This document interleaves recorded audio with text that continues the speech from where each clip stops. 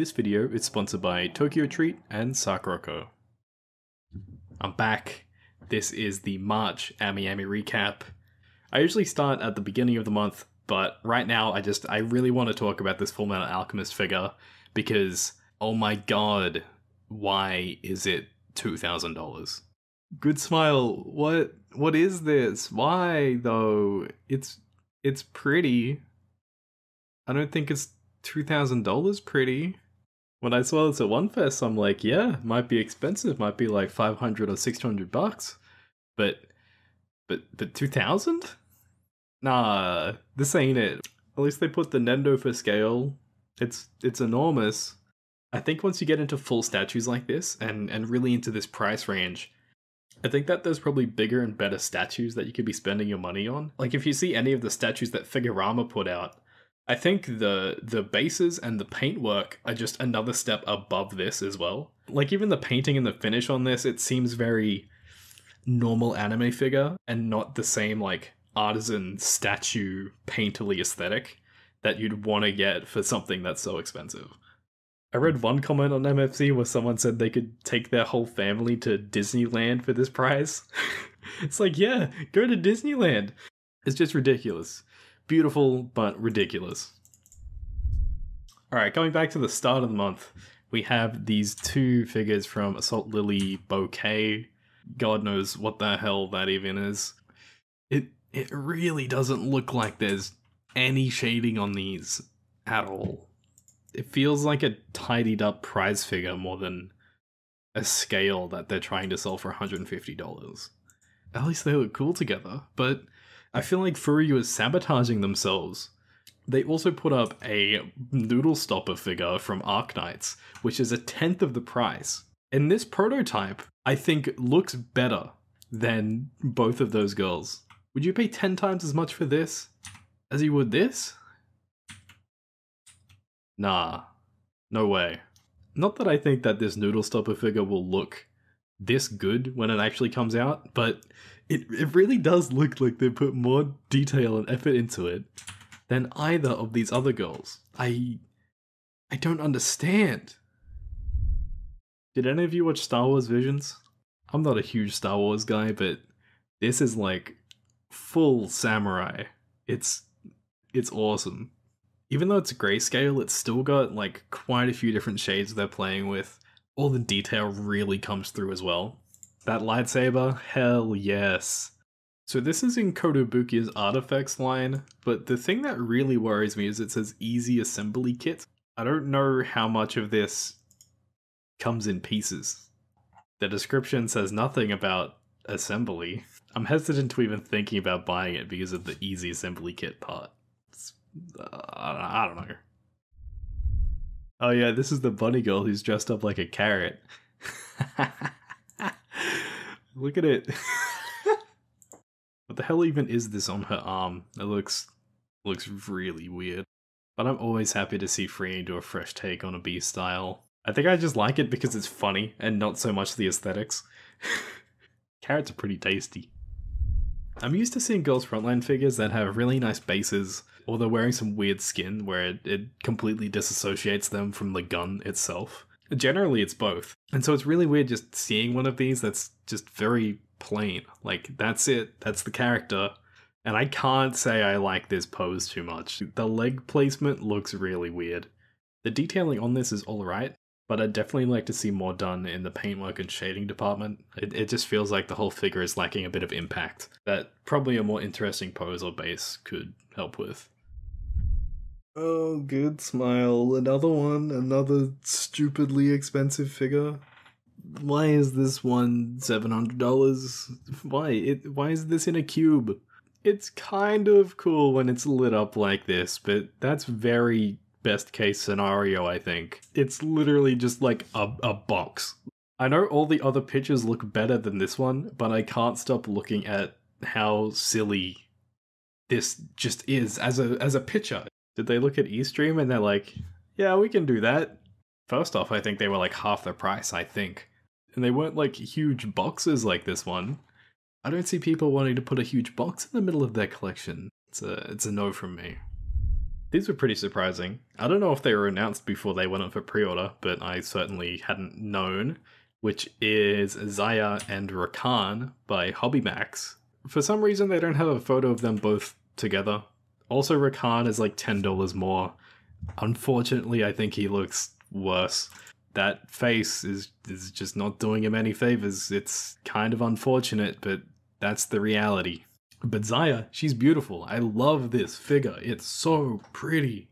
The colors just work so well together. It's great. I saw this when it came out for pre-order, and then I forgot about it, and now I'm falling in love with it all over again. She's beautiful from every angle. I think it's a testament to how good the character design is that it just works this well. I love how her feathers are very dark in the center, which really highlights her body, but then towards the tip they get really bright and pink, which then highlights the feathers in that other part of the figure.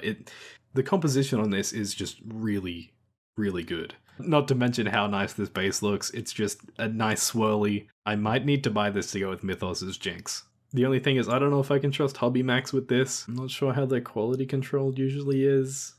This is one of my favorite figures this month, but that might just be because I'm so into League of Legends.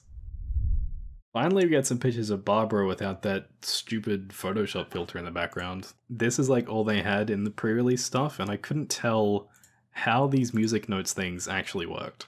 I think it looks surprisingly good. It seems like they've done a pretty good job with this. They're using clear plastic in the middle of this, and you can display her without the music stuff, but why would you? I feel like that's the whole appeal of the figure. And then otherwise, it's kind of just your standard Kotobukiya figure. I think their quality is usually pretty okay, so yeah, it seems pretty solid. And I really hope these music notes make sense and they didn't just put complete garbage on there. Ulta is back with more Azulane figures. Who would have guessed? Of course there's 2 editions because they still have to sell it to people who don't want to spend $300 on a figure. These ones always look better, but they're always like substantially more expensive that it's so hard to justify the increased price, but then it's also hard to justify going for the lower priced one and not getting all the cool stuff with it. It's such a lose-lose, but I'm sure since they keep doing it, it must sell. It must be making them a whole lot of money. Anyway, Honolulu, this character design is something else. Like, her butt's hanging out. I really like her head and her hair and this hat. I really like everything about this except for like her entire midsection. They've maxed out the boob slider and then they've shortened the dress slider to the absolute minimum. It's covering nothing. And that's no fault of Ulta. They've made this to perfection. That's what they do. I have issues with the character design. The boat parts look nice though. They kind of distract me from all the issues I have with the rest of it. But it's a damn good looking figure. If you bought this, I don't blame you. I swear every time Furyu puts out a new Miku, it's more expensive than the last. But to their credit, at least, I think this is definitely one of the best ones they've done. I really love the aesthetic of this. This dress is just super detailed and pretty, even from the back as well. I also really like her hair color. It's nice and subdued, which makes sense for the colors and theme that they're going with here. And then just the base itself is really, really pretty. I usually don't like it when things have very green, grassy bases, but having all of that covered up by just huge flowers, I think it makes it really unique in a really pretty way. I still think though $300 is a pretty hard ask for this. I don't know. I definitely think it's better than the Xiaohua Miku by Mythos, but I don't know if it justifies being like over $100 more expensive. I don't know how much I trust Furyu to do this properly. I'm having a hard time thinking of another Miku figure that I like more than this one, so maybe that's saying something. But I don't know, what do you think? Moving on to another Miku. This one is by Good Smile Company. This is the one with the weird, goopy hair. I really like the outfit on this one. The transparent pink is really fun. This silver inside lining of the jacket, also really cool feature. It feels very poppy, which I think fits Miku quite well. I think you're either going to love or hate this goopy looking hair. I feel like if there was a more tangible reason why it looked goopy, then I would be way more into it. But nonetheless, I think it's still a really solid figure. No way. What? You can't just put Nanachi and Midi in a bakery and then expect people to be fine with this. This is traumatizing. Look at Midi. That ain't right. I feel like the only people who would appreciate this are people who haven't seen or read Made in Abyss. Or they just like really ironic dark comedy. I don't know. I can't believe this exists. Maybe the most ridiculous figure I've seen all year. One of my favorite things to do in Japan is to find some exotic snack that I've never tried before and to test it out. And Tokyo Treat and Sakura Co. are monthly subscription boxes that deliver that experience directly to you through their mission of sharing Japanese culture through snacking. And they sent them to me. How cool is that? So with Tokyo Treat, you'll get 20 of the latest, most exclusive, limited edition and seasonal flavored Japanese snacks. You get things in here like Sakura Pepsi and Sake Kit Kats. Sakura Co, on the other hand, is more fancy. With this box, they offer 20 traditional and authentic artisan Japanese snacks, which includes tea and one piece of special Japanese tableware every month. They partner with local snack makers to share Japanese culture and traditions that have been passed down for over 100 years. And I just think that's neat. Anyway, I can't go on about this stuff without showing you what's inside and having a bit of a taste. So let's bite into Japan. Each month, each box has its own theme. For Tokyo Treat this month, it is Sakura Picnic, which means they have exclusive and seasonal snacks related to that theme.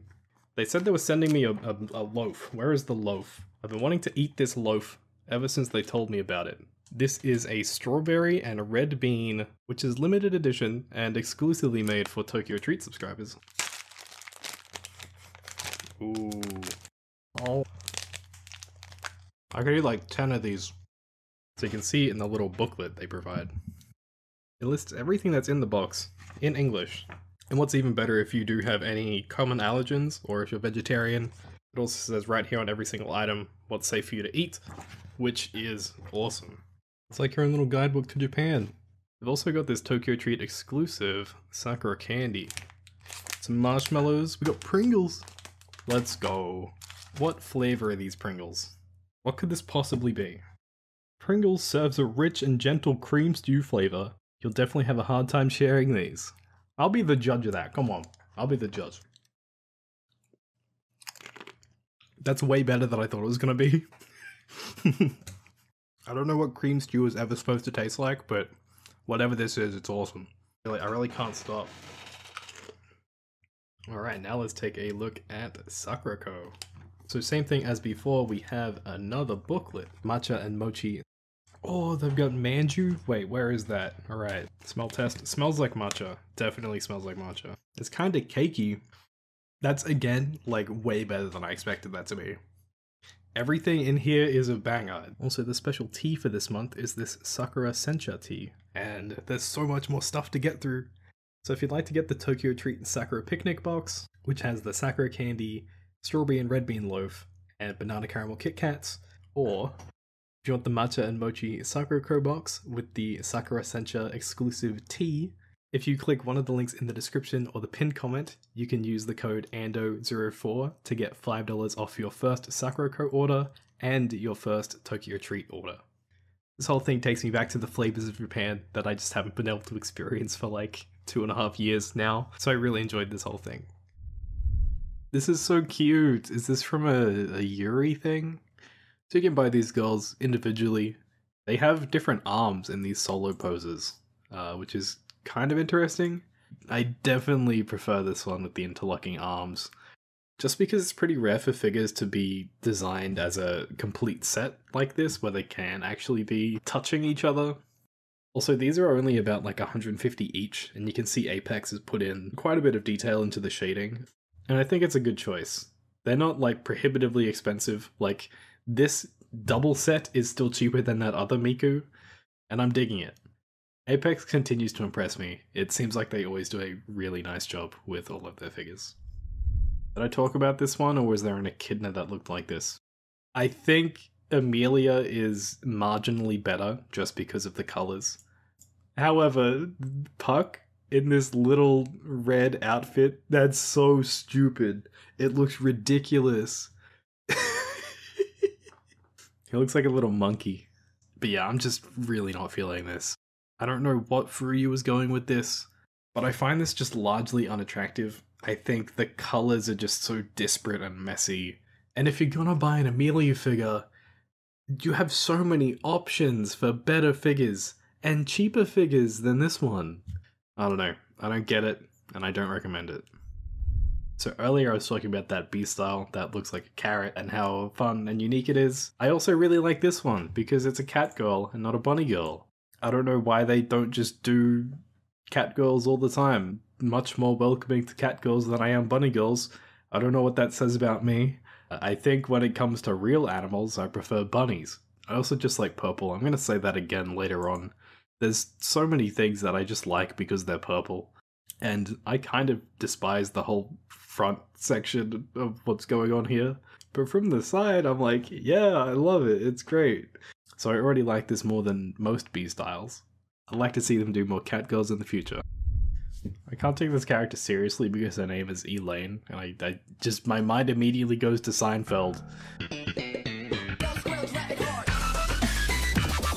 Boom, boom, boom, boom, boom. Also, she's dropping these sweet treats onto her chest as this picture very keenly displays. But may I direct your attention lower, because this kimono looks really beautiful, as well as this butterfly.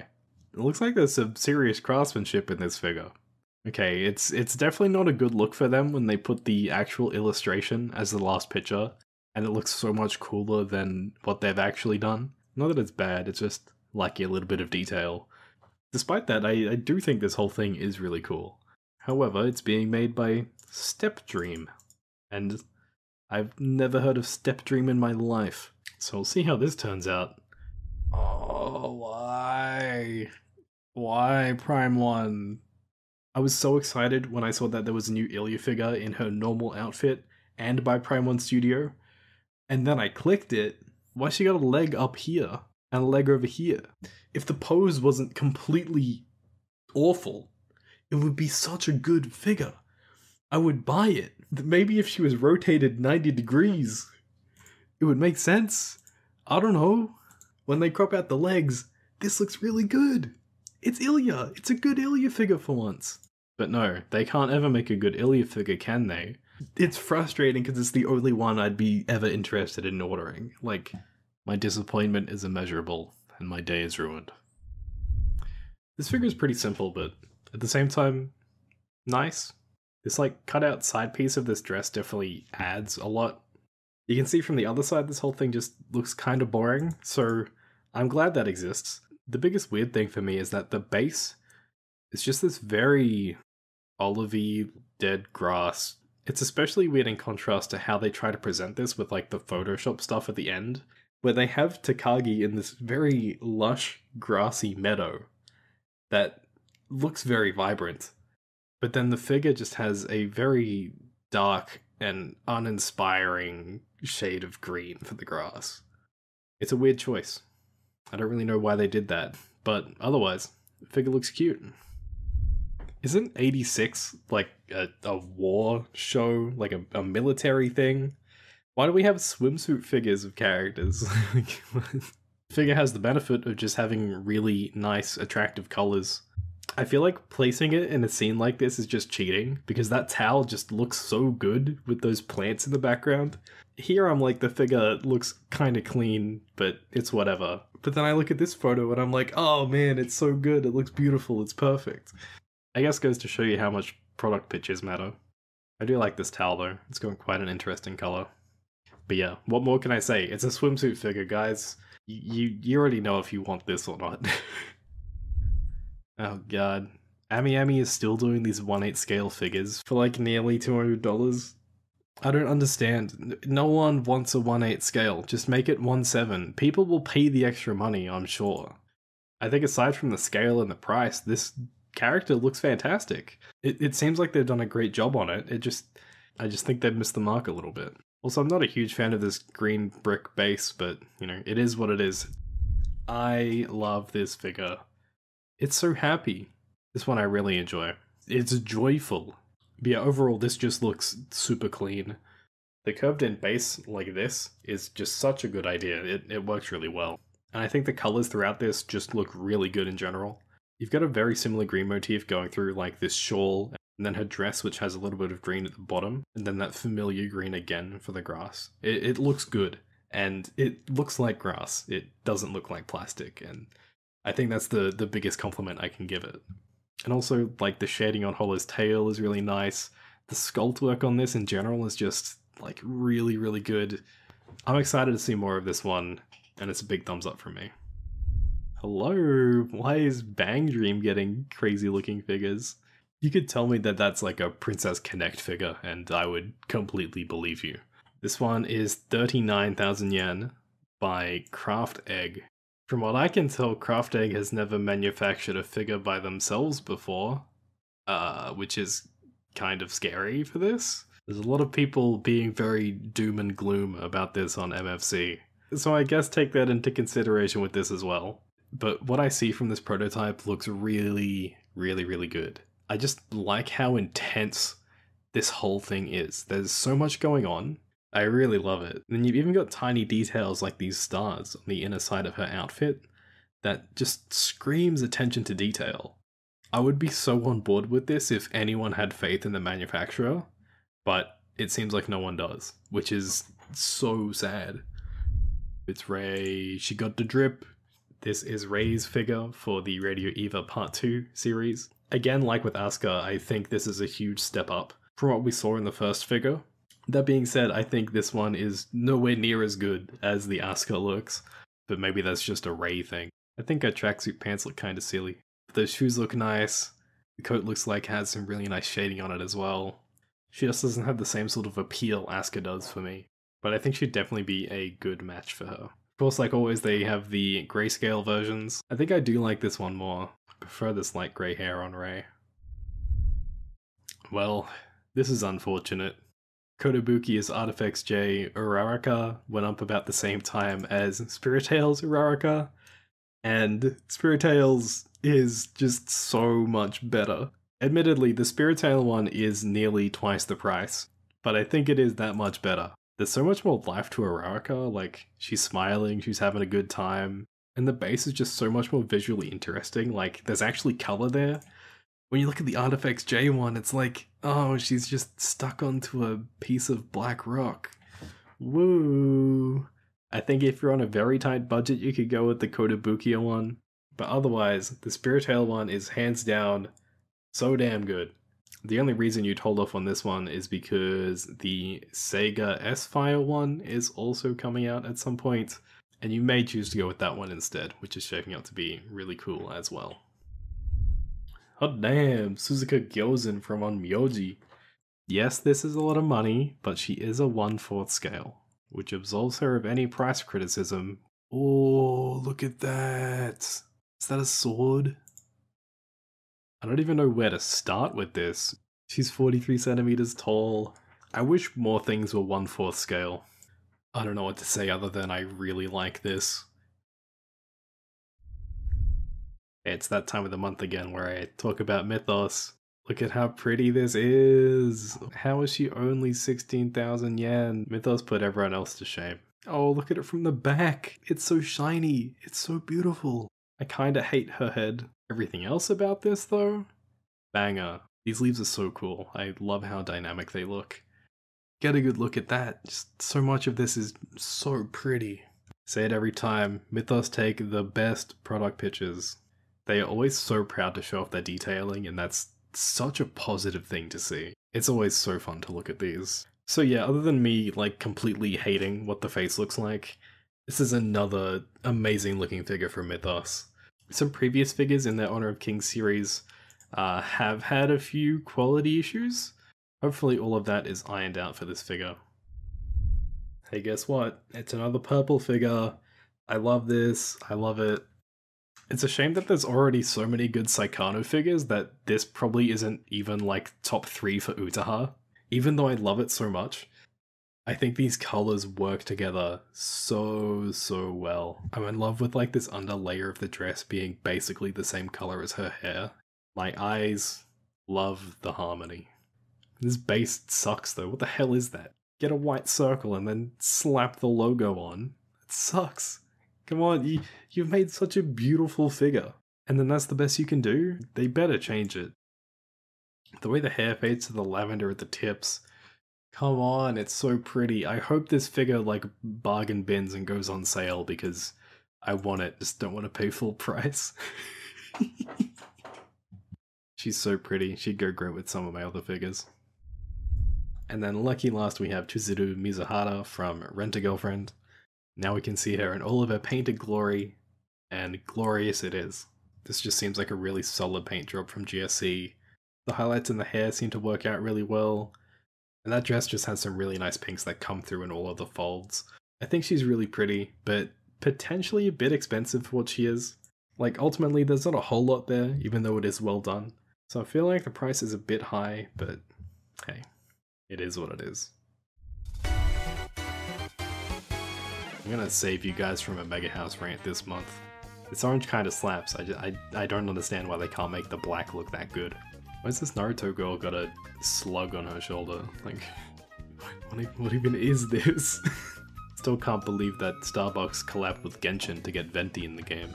You're really gonna marry all 5 of these girls or what?